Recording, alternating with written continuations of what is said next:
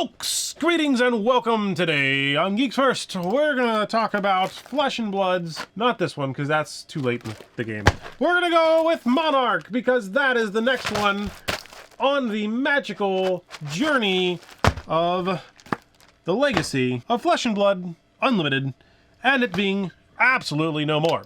So, let's stab the box and get right into it.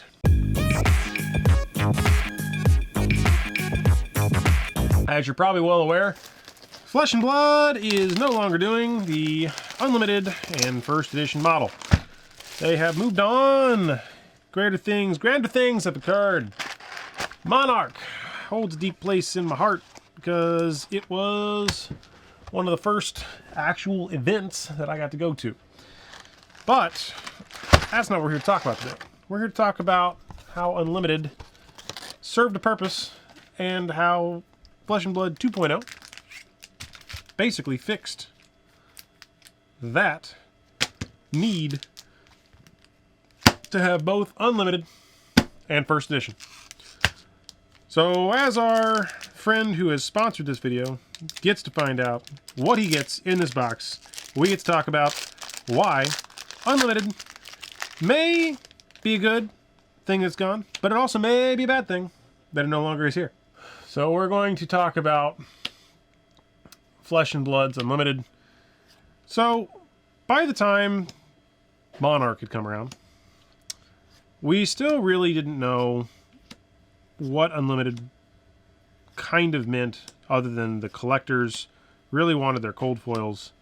And basically outside of that, there was quite a bit of growth to the game. And it actually probably wasn't even as big as the growth that is currently happening in today's world in Dynasty era. Oh, we have found the mystical, magical cracked of the baubles. Ding, ding, ding. You know, in Dynasty world today, it's one of those things where I think that having the ability to hit both a cold foil and a rainbow foil changes the game within the idea that stores have to either kind of be mindful of their first edition packs, holding on to them for basically an unknown amount of time, because if they sell through it too quickly, then now they kind of lose out on any long-term capability, but at the same time, they have to have the players, you know, be satisfied for what they're looking for to play the decks that they're trying to build. In the case of Monarch now, at this point, I don't believe there was any Living Legend characters or people that have obtained Living Legend status in the game at this point in time. So after this came to be, obviously there are now characters or classes, not classes, it would just be a character, a hero that has hit Living Legend status.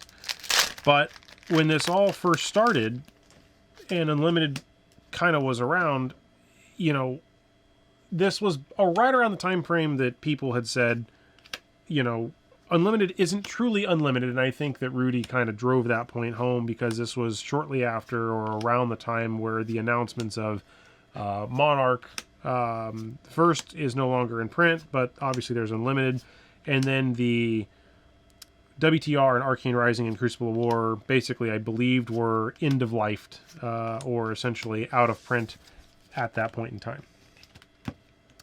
So as the community kind of started to accept that Unlimited did not mean like printed demand, kind of like, you know, Magic, or, you know, it was going to be there forever, there became this concept of, you know, where do we go from there?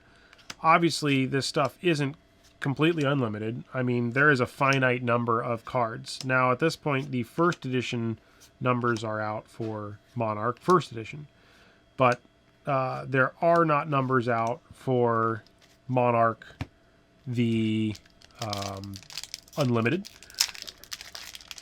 There are not numbers out for WTR Unlimited, Arcane, or Crucible Unlimited. I don't think actually there are any numbers for any Unlimited set at this current point in time released.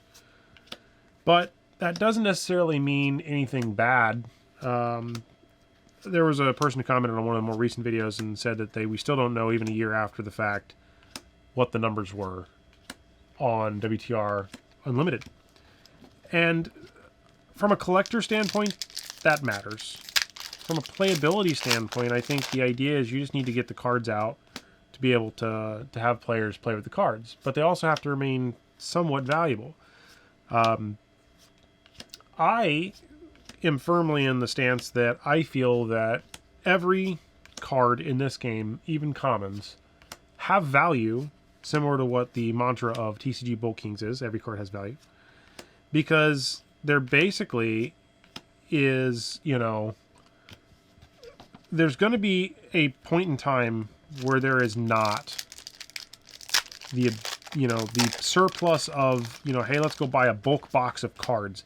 Those days are probably going to start dwindling down real quick, especially as numbers of players start to pop up. And because these older sets are now really out of print, the folks that have the cards or that have invested the time into holding on to these cards probably are going to, in the end, come out, you know, with a little bit better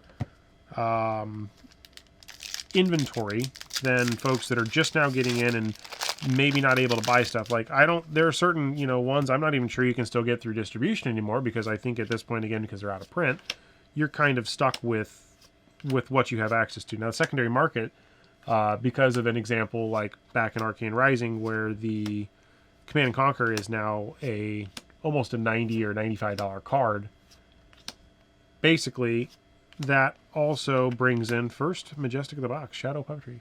That brings up, you know, the topic of, you know, why just not go out and buy a bunch of those boxes? Well, as of, you know, today, looking at TCG Player, there's just not a lot of those boxes available on the net.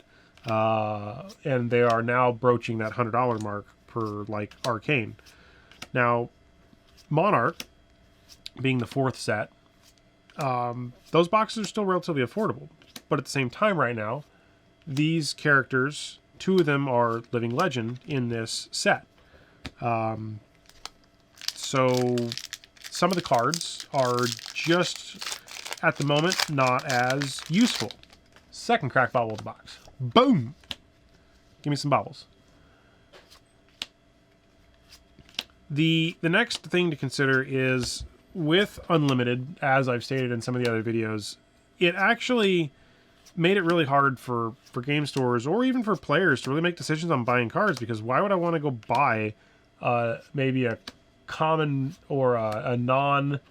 Like, why would I want to get this in Unlimited unless I'm really just trying to get it to play with, versus spending the money and buying a first edition version of that card?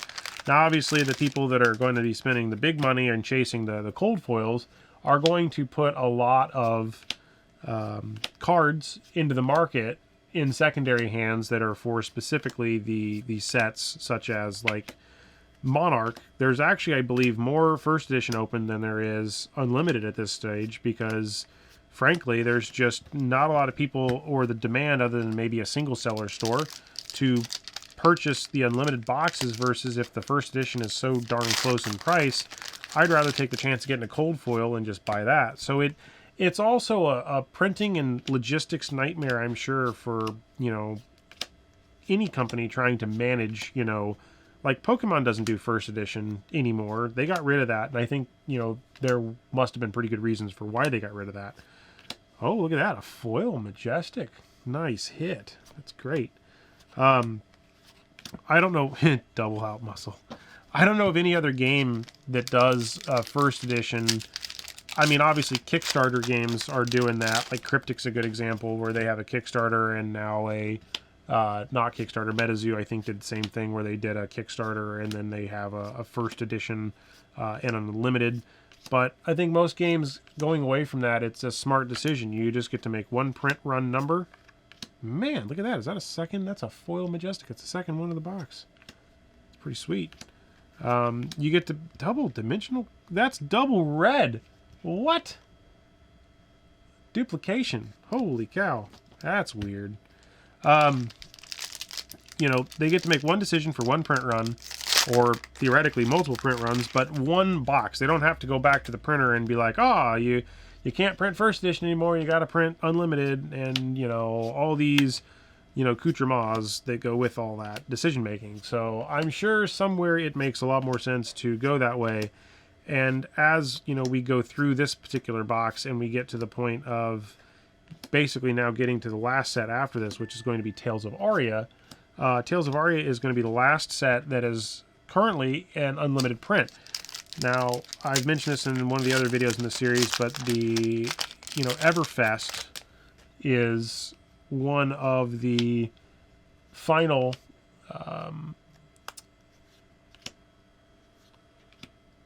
first edition products, and if they go the route of saying like, you know, hey, we're going to go and make an Everfest Unlimited, I'm really not sure what would happen, because they basically have almost, I don't say too much Everfest, but the amount of Everfest that was opened, it to me seemed absurd for a supplementary set to have that much opened. But at the same time, the cards were needed. A lot of people were looking for very particular cards, class-specific new cards.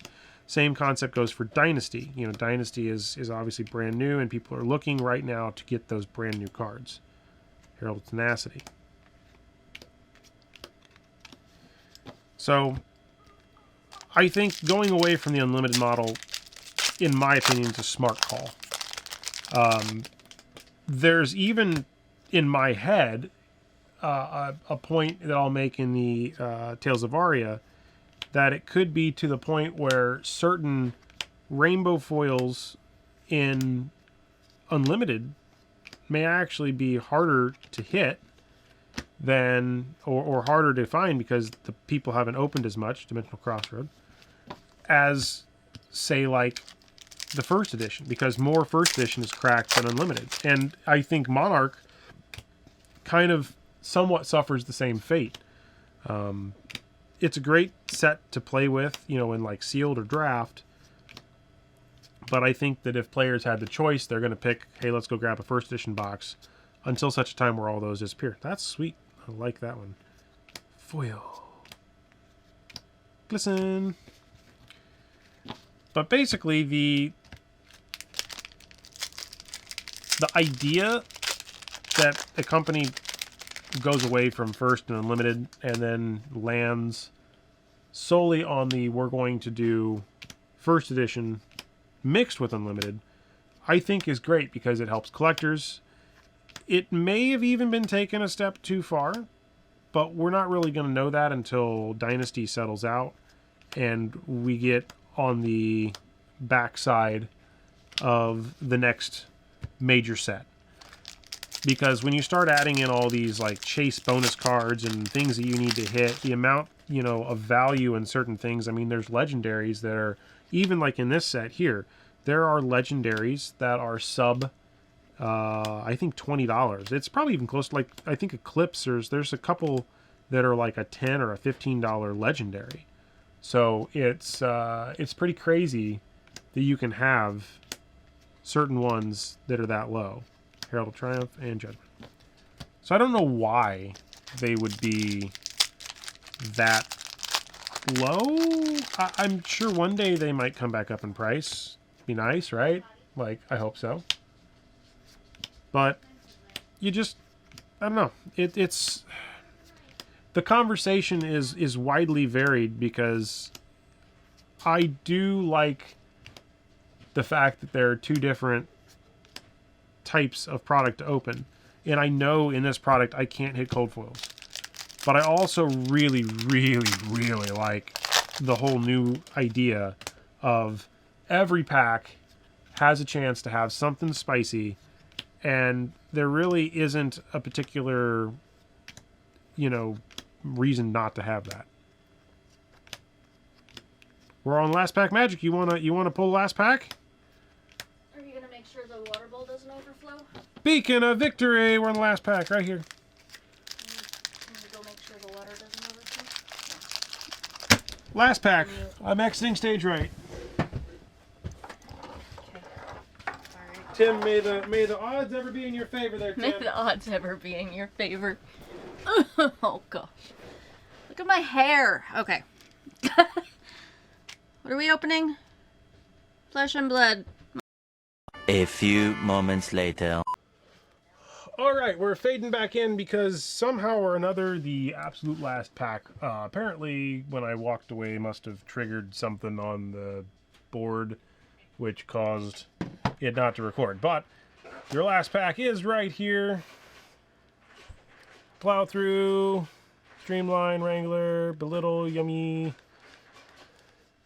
So, nothing crazy, but you do have a chance to redeem yourself. This is going to be the final box, Tales of Aria. This is going to be what will be the final journey of our Flesh and Blood Unlimited journey. All that and more coming up shortly. I mean, this box is pretty good. You got, let's go ahead and I'm going to refocus. There we go. You got an Ursa's Shadow. You got a Tear Limb from Limb foil. Guardian of the Shadow Realm foil. Beacon of Victory. Soul Food. Dimensional Crossroad. Luminous Ascension. Mark of the Beast. And Shadow Puppetry. I mean, realistically, pre-2.0, having that many Majestics in a box, that's pretty great. So, stay tuned. See you on the next one. Bye! Your captain. Your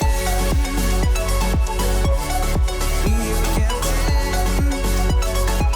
I'll always be your